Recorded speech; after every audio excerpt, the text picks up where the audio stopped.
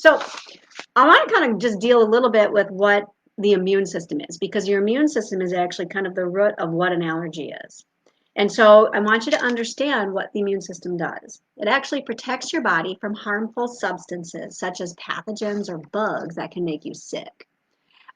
There's organs, cells, and proteins, specifically enzymes, that make up your immune system. So that's kind of a neat thing. The really cool thing also about your immune system is you don't know that it's actually happening or that your immune system is working if it's working correctly. You just don't even sense it. But if it's not working correctly, your body will become ill, and that's how you know. So there's lots of different things a part of your immune system. You can have things such as maybe that you're already aware, maybe your tonsils. You've got a thymus gland. You've got lymph nodes. Those are the things that swell when you're not feeling well.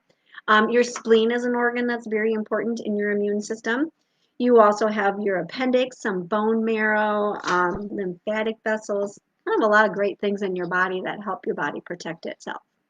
Now, I want to dive into what are allergies, because allergies is kind of a real broad topic that I think we just need to kind of delineate a couple things on. So, allergies are your body's reaction to very specific foreign products that should not be where they are in your body. So, let me explain.